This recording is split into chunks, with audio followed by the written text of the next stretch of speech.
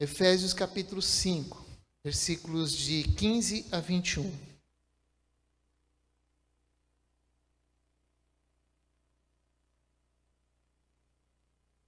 Efésios capítulo 5, os versículos de 15 a 21.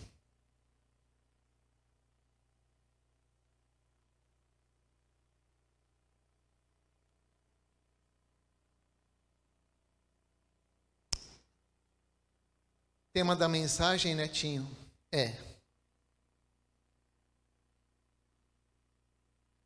vontade de Deus que saibamos viver.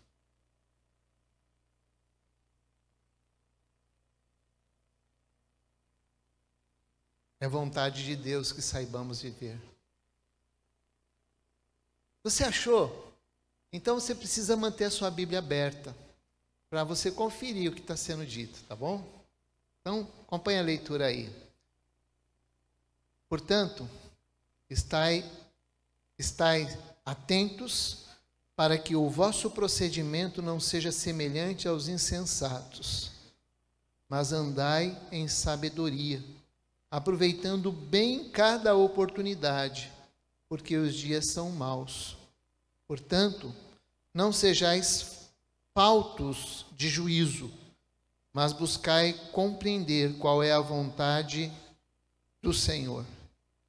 E não vos embriagueis com o vinho, que leva à devassidão, mas deixai-vos encher pelo Espírito, falando entre vós com salmos, hinos e cânticos espirituais, cantando e louvando de coração ao Senhor, e cotidianamente dando graças por tudo a Deus, o Pai, em nome de nosso Senhor Jesus Cristo, sujeitando-vos uns aos outros no temor de Cristo.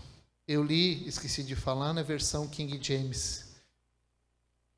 Bom, como que eu cheguei nesse texto? Eu estava um dia preparando aula para a minha classe de novos convertidos e eu falei, acho que eu vou usar esse texto no encontro, ele tem a ver com o encontro. E aí eu cheguei nesse texto. Mas o tema da mensagem, então, é vontade de Deus que saibamos viver. E esses versículos estão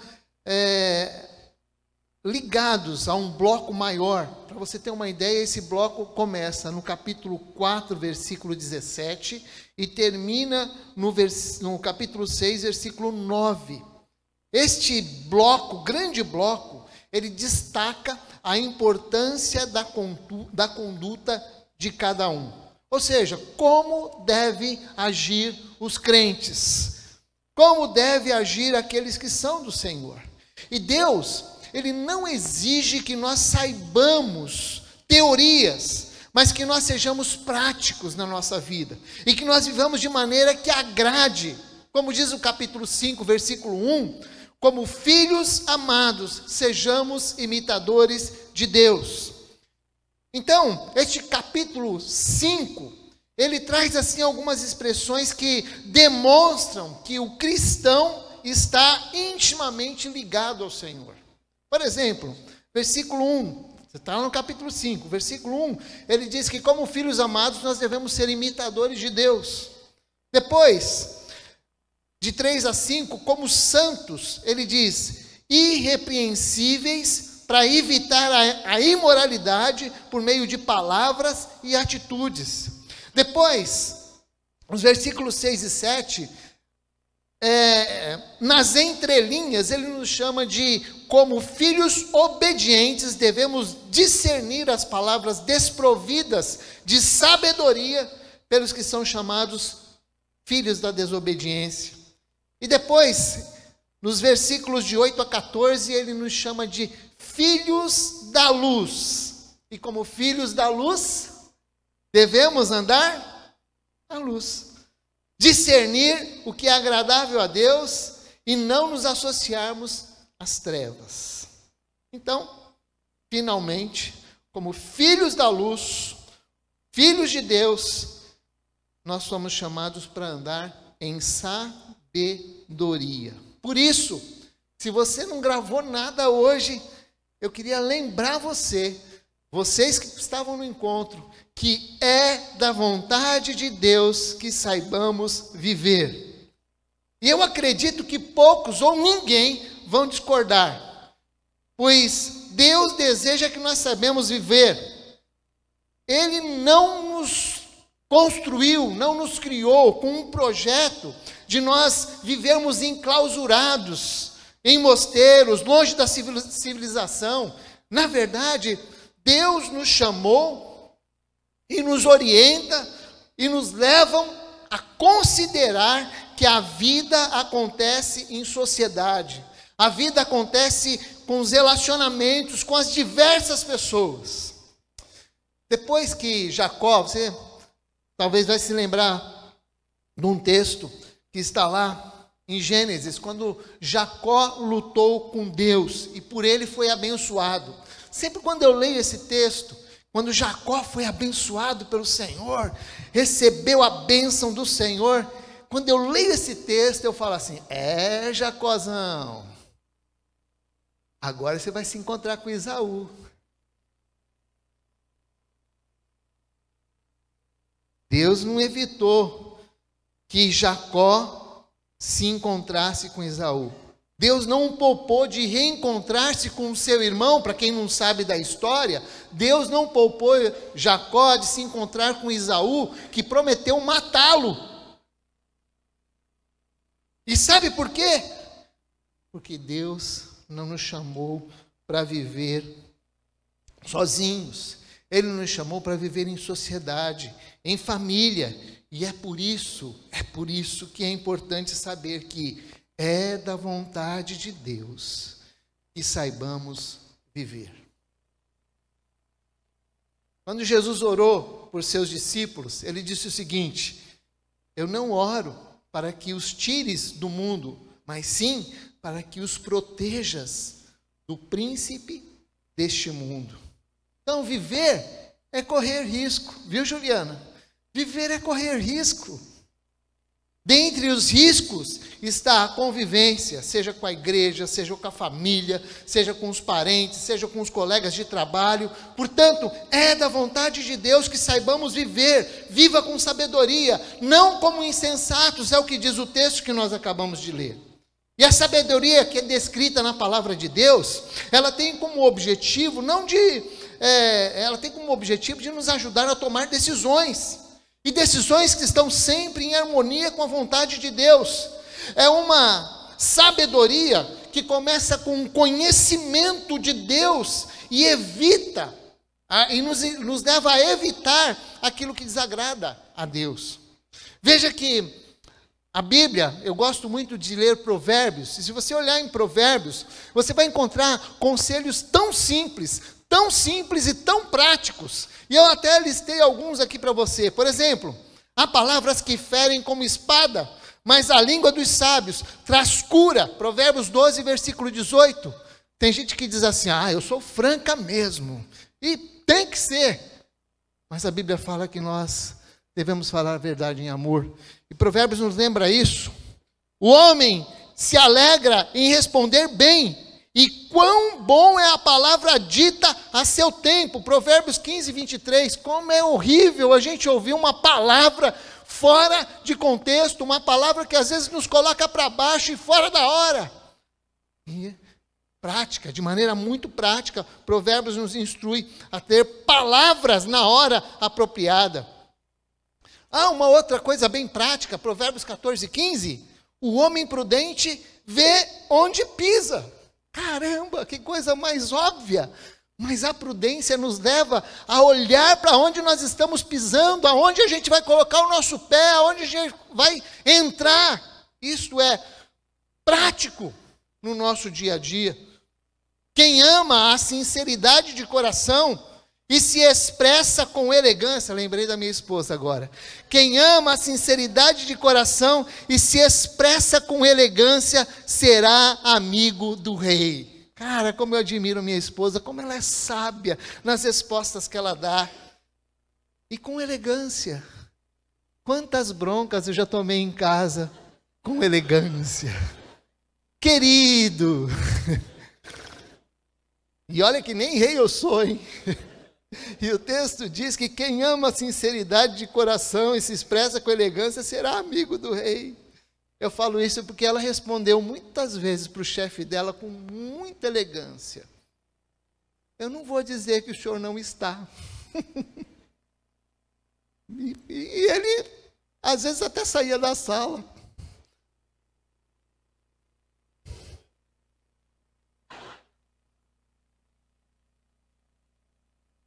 Para tentar fazer com que fosse verdade, mas ela era firme ali. E ela não perdeu a amizade dele. Pelo contrário, ganhou a admiração. Não esgote as forças tentando ficar rico. Tenha bom senso. São palavras simples, mas a Bíblia nos chama. A palavra de Deus nos chama e Deus deseja que nós vivamos com sabedoria, porque a vontade de Deus é que saibamos viver. Você consegue repetir isso? A vontade de Deus é que saibamos isso. Por isso eu quero destacar aqui quatro conselhos que nos ajudam a viver com sabedoria. E o texto nos mostra isso. A primeira coisa que nós encontramos é no versículo 16. Como é que nós devemos viver com sabedoria? Aproveitando bem cada oportunidade. Então, a vontade de Deus, ou o conselho que nós temos na sua palavra, é que nós aproveitemos cada oportunidade. Ande atentamente, em contínuo cuidado, aproveitando cada oportunidade. Trata-se de uma disciplina do templo, e a ideia e a ideia é aproveitar cada oportunidade é extraída do comércio, né? Você já foi abordado por um comerciante, o momento é agora. Você tem que fechar hoje. Se você não fechar hoje, vai acabar. É o último, você precisa pegar. Essa é a ideia do apóstolo Paulo. O apóstolo Paulo está trazendo isso. Aproveite cada oportunidade.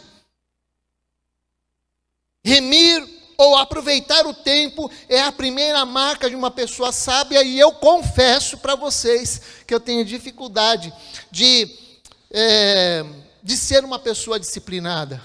Me perdoem por estar falando uma coisa que eu não consigo viver plenamente, mas a palavra de Deus nos chama a aproveitar cada oportunidade.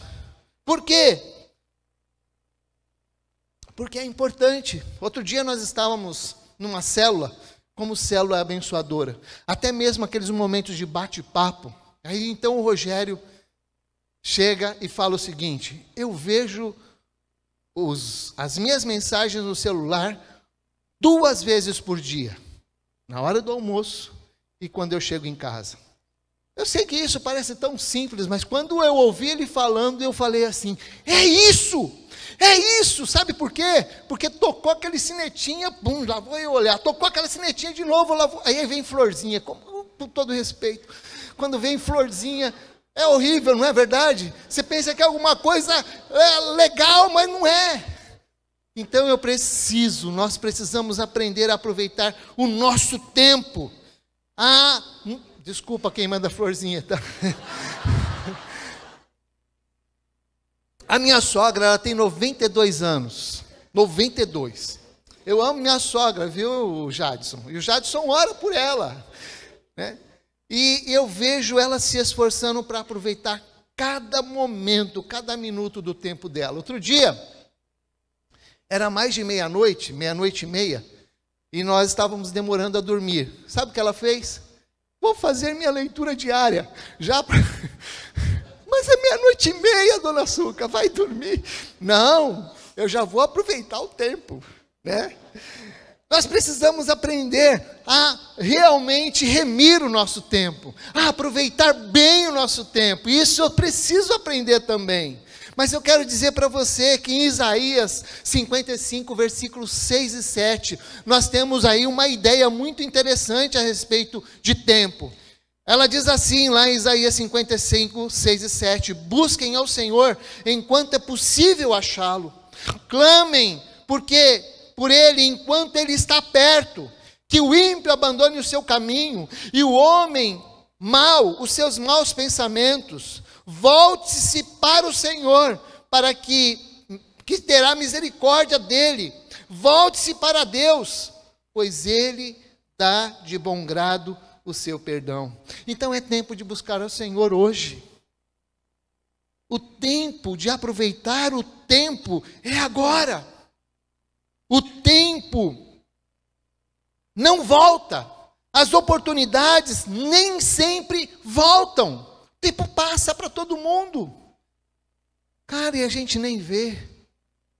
Minha gente, eu me lembro quando eu era pequenininho, quando eu era um alemãozinho bonito, né? E tinha uma foto, sabe aquelas fotinhas de criança, assim, que aquelas mulheres falam assim, oh, que coisinha mais linda, né? Mas o tempo passou, olha aqui. O tempo passou, eu me lembro que eu subia no telhado, eu entrava no muro, assim, subia no muro, contava 1, 2, 3 e pá, subia no telhado. Mas eu também me lembro do dia que eu contei 1, 2, 3, eu não consegui subir no telhado. Desci do muro, comprei uma escada e subi no telhado. Sabe por quê? Porque o tempo passa para todo mundo. Então, aproveite, o tempo de aproveitar o tempo é agora. E se você entrou aqui e ainda não fez uma decisão ao lado de Jesus, o tempo de buscar ao Senhor é agora. Segundo lugar, se existe uma outra coisa, um outro conselho para nós aproveitarmos bem, para nós vivermos com sabedoria, é buscar compreender a vontade de Deus. Diz o versículo 17, portanto, não sejais faltos de juízo, mas buscai compreender qual é a vontade do Senhor. O próprio Jesus orou assim, não se faça a minha vontade, mas sim a tua. Em outra ocasião, ele orou assim, seja feita a tua vontade, assim na terra como no céu. E parece tão difícil, e é difícil muitas vezes, entender e saber qual a vontade de Deus. No entanto, a Bíblia nos mostra que a comunhão com Deus é algo que nos ajuda a entender a boa, perfeita e agradável vontade de Deus. Eu confesso uma coisa, abrindo um parêntese. Quando eu leio esse texto que está lá em Romanos 12, versículos 1 e 2, que a vontade de Deus é boa, perfeita e agradável, eu digo, bom, boa, legal. Perfeita, legal. Mas agradável, quando eu chegar no céu, eu vou falar, Deus, o que o Senhor quis dizer com agradável? Porque nem sempre a vontade de Deus, na hora, é agradável para as nossas vidas. Mas aqueles que temem a Deus, aprenderão com Ele o caminho que deve seguir. O Deus eterno é amigo daqueles que o temem e lhes ensina as condições do seu acordo. Salmo 25, versículos 12 e 14. Então, o Deus que nos ama, nos ajuda a encontrar a sua vontade. A vontade de Deus, ela se diferencia de duas formas, vamos dizer assim. Nós podemos dizer que a vontade de Deus é uma vontade geral, Ele tem uma vontade para todas as pessoas, e essa vontade é igual para todas, e nós podemos dizer que a vontade de Deus, ela é particular. A vontade geral de Deus é a mesma para todos, ou seja, tornar-nos como Cristo. Deus deseja que todos sejam salvos, Deus deseja que todos sejam seus discípulos de Jesus. E a Bíblia diz assim, lá em João 3,16, Deus amou o mundo de tal maneira que deu o seu Filho unigênito para que todo aquele que nele crê, não pereça, mas tenha a vida eterna. Esta é a vontade geral de Deus, para todas as pessoas, porque Deus não faz distinção, discriminação de ninguém. Sabe como Deus olha o mundo? Ele olha sem fronteiras. Ele só diferencia na sua palavra a parte seca da parte que tem oceanos e rios. Só isso. Do resto ele olha e vê gente que ele ama e morreu no lugar dessas pessoas. A salvação só pode ser conseguida por meio dele. É por meio do nome dele e de ninguém mais no mundo que podemos ser salvos. E Deus tem colocado esse nome, o nome de Jesus, ao alcance de todos. Eu estou lendo Atos 4, versículo 12, não são minhas palavras. E tem mais. A Bíblia diz que o Senhor é paciente com vocês, não querendo que ninguém pereça, mas que todos cheguem ao arrependimento. Que palavra horrível, arrependimento. Mas ela é verdade, faz parte do cristianismo. Se não houver arrependimento, não há como vivermos um cristianismo. Sem arrependimento, sem quebrantamento, não há como nós nos aproximarmos de Deus. Eu não sei como você entrou aqui. Sei lá se você entrou sem Cristo, ou se você está afastado de Deus, porque as pessoas que se afastam de Deus, consequentemente, elas se afastam da igreja. E se uma dessas é a sua radiografia, vamos dizer assim, então a vontade geral de Deus para a sua vida é que você se volte para Ele com arrependimento e se reconcilie com o Senhor. Segundo aos Coríntios 5:20, diz, na verdade esse versículo é um retrato para nós, igreja. Porque ele diz que Deus, através da igreja, através do seu povo, através dos seus discípulos, através daquele que é cristão, Deus diz assim: por amor de Cristo, suplicamos, reconciliem-se com Deus. Não recebam em vão a graça de Deus. Se eu pudesse usar um tom apelativo, um tom mais sentimental nesse texto, eu diria: por favor, reconcilie-se com Cristo. Porque se você tem vivido uma vida sem Jesus, com muito pesar, eu quero dizer para você que com muito pesar, você está indo para a perdição eterna. Porque a Bíblia diz: aquele que crê tem a vida eterna, mas aquele que não crê, a ira de Deus permanece sobre ele. Eu não quero apelar para sentimentalismo, nem colocar medo no seu coração. Eu estou apenas dizendo o que a palavra de Deus diz. Eu não me sinto melhor do que você, não me sinto dono da verdade. Eu apenas estou expressando o que a palavra de Deus diz. E você precisa se enquadrar na palavra do Senhor, porque Ele tem o melhor para nós. Esta é a vontade geral de Deus. Esses são alguns exemplos da vontade geral de Deus.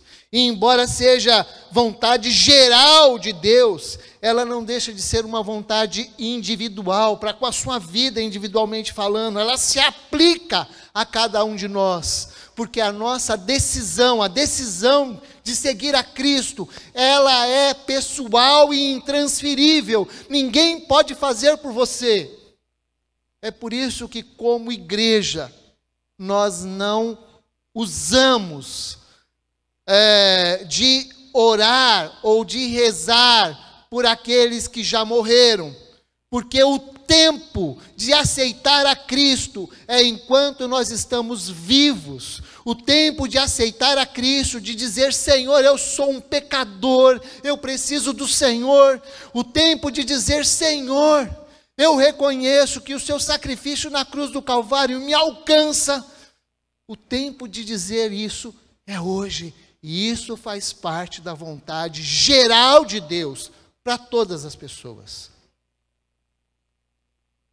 Mas, se existe a vontade geral de Deus, você disse: Márcio, e aí, tem a vontade particular? Essa é mais difícil ainda. Sabe por quê? A vontade particular de Deus não está ali na Bíblia. Nem sempre nós vamos encontrar ali, não está ali. Não estava na Bíblia, por exemplo, dizendo assim: Márcio, tu casarás com a Nilza. Não está. Não está ali: Jadson, tu serás pastor. Não está ali, sei lá, não está ali o que você decidiu. Não tem como. Mas a vontade particular de Deus, ela está respaldada em princípios na palavra de Deus.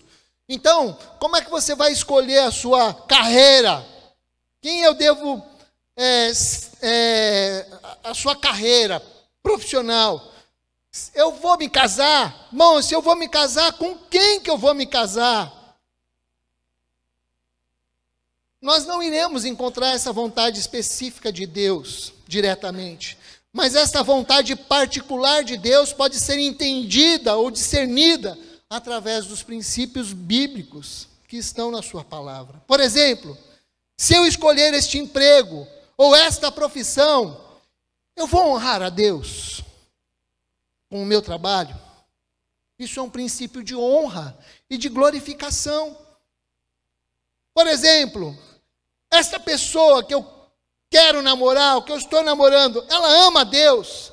Ela está comprometida com a vontade de Deus?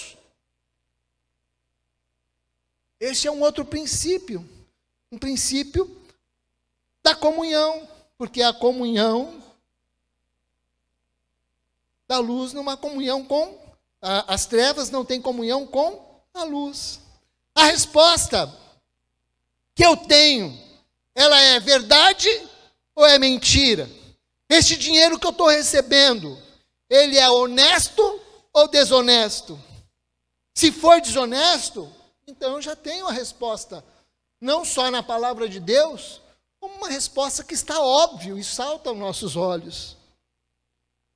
Então, como é que você se identifica com a vontade particular de Deus?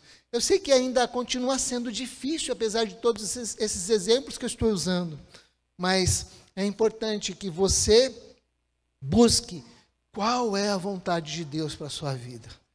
Foi muito bom esse encontro, não foi? Vocês foram bem servidos, vocês tiveram ali muitas instruções, mas sabe, vocês vão sair daqui e vocês vão precisar de decidir muitas coisas.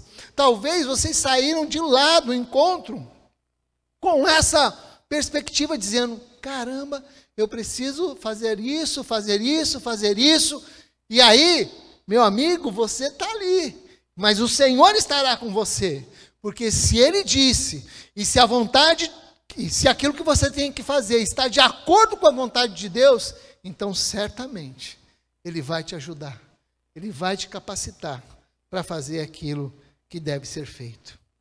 Bom, em terceiro lugar, é da vontade de Deus, né? Como nós estamos falando, é da vontade de Deus que saibamos viver. E o terceiro conselho que nós encontramos aqui, que nos ajuda a viver com sabedoria, é deixar-se encher pelo Espírito Santo de Deus. Versículo 18 diz assim: e não vos embriagueis com vinho que leva à devassidão, mas deixai-vos encher pelo Espírito. Então, vamos lembrar uma coisa que é muito importante. Lá no capítulo 1, versículos 13 e 14. O texto diz lá que a sua vida, quando você recebe a Cristo como Senhor e Salvador, quando você canta aquela música, eu nasci de novo, eu nasci de novo. Melhor parar por aí que eu não se lembro mais as letras. Quando você canta esse cântico, na verdade você foi selado com o Espírito Santo de Deus. E sabe o que significa esse selo? É o selo que diz agora: você é propriedade de Deus, você pertence a Deus. Se você for na fazenda do Henrique, faz de conta. Se você for na fazenda do Henrique, e aí ele vai lá mostrar para ele, né, a criação de gado que ele tem, aí você vai ver uma marca ali, em cada uma das vaquinhas, assim, ó, JH. É porque pertence ao Jorge Henrique. Se a vaquinha pular para a fazenda do Zé Milton, ele vai identificar, porque na fazenda do Zé Milton está Zé Mirto. Agora, esse texto está dizendo lá em Efésios capítulo 1, versículos 13 e 14, nele, tendo vocês ouvido a palavra da verdade, o evangelho da vossa salvação, e nele também crido, vocês foram selados com o Espírito Santo da promessa, que é a garantia de que receberemos o que Deus prometeu ao seu povo. E de que Deus dará completa liberdade aos que são seus. O Espírito Santo habita no coração daqueles que o aceitam. Por isso, lá em Efésios 4:30, nós lemos assim: e não entristeçam o Espírito Santo de Deus, porque ele é a marca de propriedade de Deus em vocês. Cara, você faz parte da igreja de Cristo? Sim, mas você é propriedade de Deus. E quando o inimigo vir tentar você, você pode falar assim, você está falando aqui com uma propriedade de Deus, tá? Deus, você pertence a Deus, ao Deus de nossas vidas. Por isso, grava isso no seu coração. Mas, bom, esse Espírito que habita em nós, nós temos aqui então uma instrução: não vos embriagueis com vinho, que leva à devassidão. Não se embriaguem com vinho, mas deixem-se encher pelo Espírito Santo. Uma pessoa que está sob a influência do Espírito Santo terá maior facilidade para aproveitar as oportunidades. Uma pessoa, alguém que está cheio do Espírito Santo, terá maior facilidade de entender a vontade de Deus. Uma pessoa cheia do Espírito Santo terá prazer de estar em comunhão com os outros crentes, ajudando-os a se tornarem cheios do Espírito Santo. E notem que o texto está dizendo, gente, a continuação do texto, né? Não vos embriagueis com vinho, mas deixai-vos encher do Espírito Santo, falando entre vós com salmos, hinos e cânticos espirituais.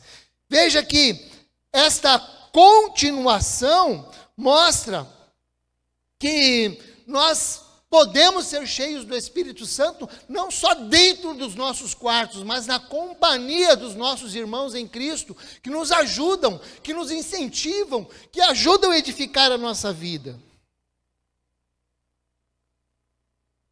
Portanto, a ação do Espírito Santo de Deus se dá também com a igreja reunida. Cara, por isso que é precioso a gente estar aqui. Por isso que você está em casa, sei lá, de alguma forma olhando. É precioso nós nos reunirmos. Não tem vídeo que substitua um culto presencial. Não tem. É imprescindível que estejamos juntos, porque Deus opera no meio do seu povo. E mais uma lição a ser aprendida é que o enchimento do Espírito Santo se dá em ambiente de gratidão, não de murmuração. E veja o que diz o versículo 20. E cotidianamente, ou seja, todos os dias, dando graças por tudo a Deus. É num ambiente de gratidão que o Espírito Santo age nas nossas vidas. Então, esta exortação é para nós como igreja, é para nós como filhos do Senhor. Em quarto e último lugar, diz o texto, versículo 21. E esse versículo 21, ele é um elo. Como diz a minha esposa, Márcio, elo de ligação é pleonasmo. Mas eu faço questão de errar, querida, só para reforçar. Este texto, versículo 21, sujeitando-vos uns aos outros no temor do Senhor, ele está ligado às esposas e famílias, e ele está ligado à igreja de Cristo. Por isso, ele é um elo de ligação. Desculpem o pleonasmo. Então, vamos lá. É só para não deixar esse versículo órfão aqui. Mas a marca do enchimento do Espírito Santo se dá e se demonstra através da sujeição entre os irmãos em Cristo, no temor do Senhor. Essa palavra sujeição, ela é usada, muito usada, no meio militar. Os soldados se submetem aos seus superiores e abrem mão das suas vontades para atender aos seus superiores. Neste verso, a sujeição de um para com o outro não se dá porque o outro é superior a você. A sujeição se dá no temor de Cristo. É porque eu temo a Deus, é porque eu escolhi seguir a Cristo como Senhor e Salvador, que eu vou me sujeitar aos meus irmãos. É por isso que é importante, isso faz parte do nosso viver. A sujeição um ao outro se dá porque Cristo, o Senhor de nossas vidas, se fez servo e nos convida a sermos servos uns dos outros. Lá em Filipenses capítulo 2, nós lemos assim: tenham o mesmo sentimento de Cristo, o qual, sendo Deus, não reivindicou ser igual a Deus. Ele esvaziou-se de si mesmo, tornou-se semelhante aos homens, se fez servo, entregou-se em obediência até a morte e morte de cruz.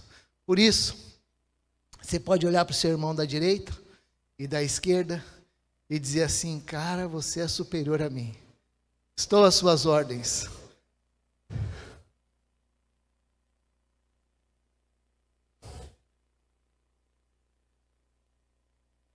Vocês gostam, né? Vocês gostam disso.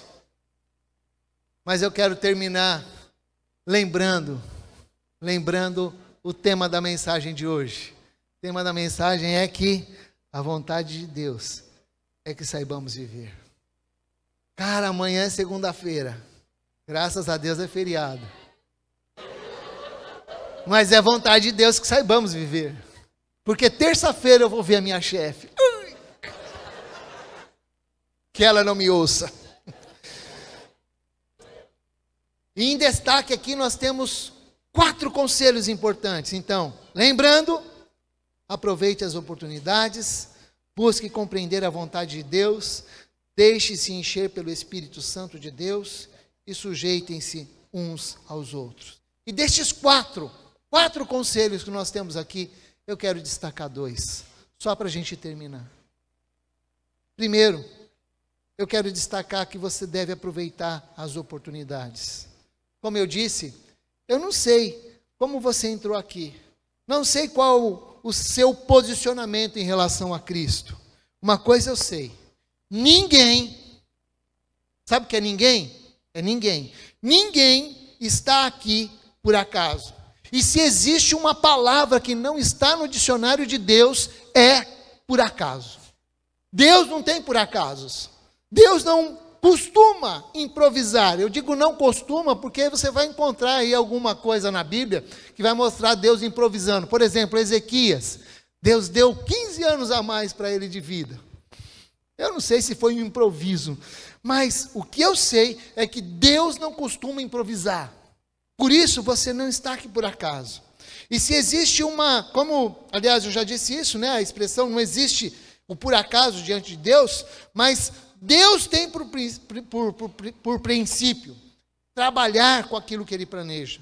Ele é soberano e, ao mesmo tempo, Ele é gentil e continua desejando que ninguém se perca, mas que todos venham ao arrependimento.